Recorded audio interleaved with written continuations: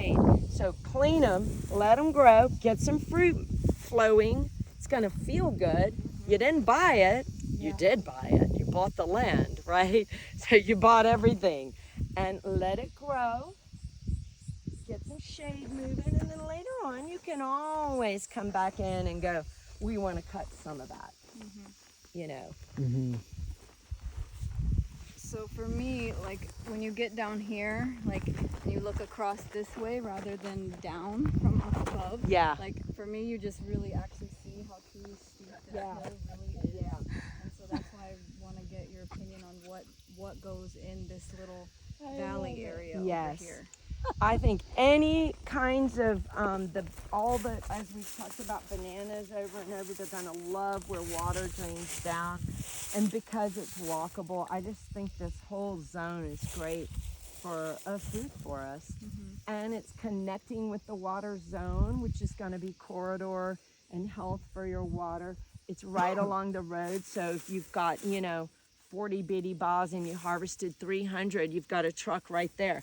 So you're not like, oh my God, why'd we put the food forest way over there? Can't bring a truck there. And every road you build means more money and more fragmentation and more maintenance. So this is a great plan for that. What do you think? Would you start at the base of the valley and start planting up the hill? That's what we always do. So we start at the bottom. And it's also like, that's another Zen. Start at the bottom. Climb your way up. Yeah. Started from the bottom, now we're here. Hey. Started from the bottom, now we're here. I like it. I like it. They've got a song already. I don't even got to say it anymore.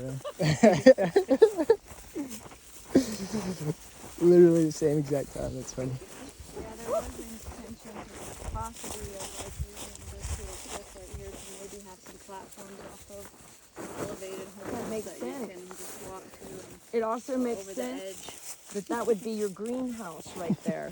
All right, you hear that, boys? What's that? Because you're close to the water. So instead of pumping water up for a pond, we're pumping it up there, but you could have a separate.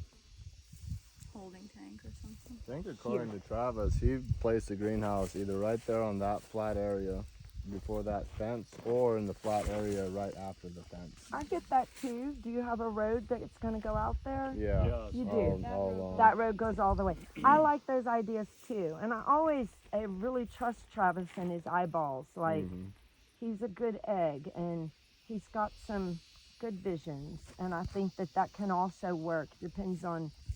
He was saying because it was a big flat area and it could be the greenhouse and a production kitchen at the same time. So you could do processing right next to it and not have to transport it more than one time. I think maybe even a compost center right there too. You want your compost near your greenhouse, you really do. Okay. We got some compost right here. And you want to be able to move and the kind of compost we make doesn't have a stericol in it. Poo, Have what? caca. Because most people don't compost well and it's hard to get compost to get hot enough. So we make vegan compost called bokashi. There is a video on our YouTube, ACCT Costa Rica, Is that the stuff we make? step. Give it all away. Like, here's how you do it. Bukashi. So The Bukaki mulch. this is also, let me say too though, you've What was your also website called again? got such a great I have little it. space here. This is also flat and that's big. So I can send it to you, you Sarah. wanted to have your, okay, this is another stylistic from- thing. I think this is all food for us. We hit that at Or the same it exact can all time. be food forest, and because it's near these streams, it makes sense.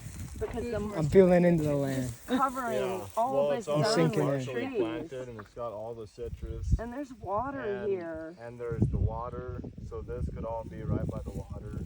And it connects to that piece of forest, which is really good and makes helps these guys not to feel fragmented and isolated. I see homes on the top of that hill Yeah. for some reason. Yeah, I did too.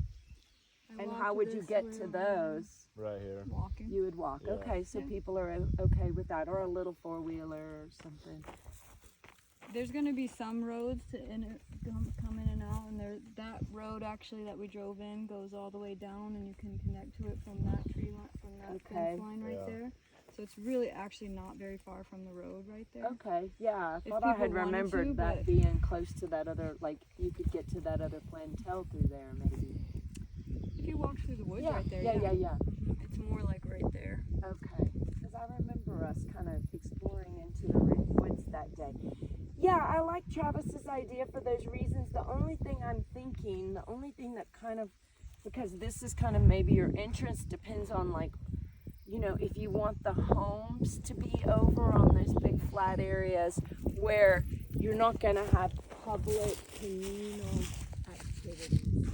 So if you put all your communal sort of public production near the entrance, so that if you've got a worker or a truck coming to pick up your whatever or whatever, it's all kind of away from where people are living and being quiet and private. Like I'd be bummed if I was in my meditation and a big truck or they started cooking